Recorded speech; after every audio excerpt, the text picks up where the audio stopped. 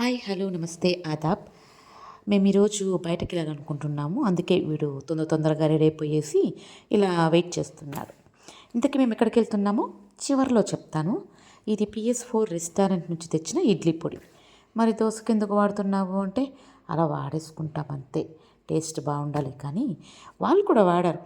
హోటల్లో ఇడ్లీ పొడి అని చెప్పి దోశకు కూడా అదే వేసి ఇచ్చారు. కానీ టేస్ట్ మాత్రం సూపర్గా ఉండింది.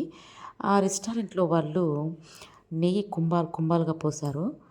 కానీ నేను అంతా వేయట్లేదులేండి. ఎందుకంటే వాళ్ళు వేసినంత వేయాలంటే మనకు బాటిల్ ఖాళీ అయిపోతుంది.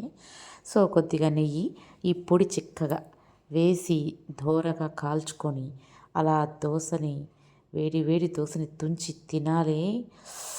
ఆహాహాహా టేస్టే వేరే లెవెల్లో ఉంటుంది. నిజంగా ఈ దోశకి ఈ పొడి చాలు, ఇనఫ్. ఇంకా చట్నీ, పులుసు ఇలాంటివి అవసరమే లేదు నన్ను అడిగితే. నిజంగా వేడి దోశ ఇలా తింటూ ఉంటే ఎన్నైనా తినేయచ్చు అన్నమాట. కాబట్టి డైటింగ్ చేసేవాళ్ళు దీనికి దూరంగా ఉండాలి. ఓకేనా?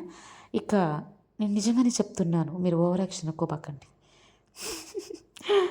ఇక బయటకు వెళ్ళడానికి మా ఆయన రంగం సిద్ధం చేసుకుంటున్నాడు. ఈ లోపల నా కొడుకు లగెత్తుకుంటూ వచ్చేసాడు. నేను కూడా ఇక బయలుదేరేస్తున్నాను. దారి మధ్యలో అలా నెమరు వేయడానికి ఇలా గేగులు సెటప్ చేసుకున్నాం అన్నమాట. ఇంతకీ మేము ఎక్కడికి వెళ్తున్నామో చెప్పలేదు కదా. తిరుపతి డిమార్ట్కి షాపింగ్కి. తక్కువలో సర్ప్రైజ్ అనుకుంటున్నారా? Okay bye.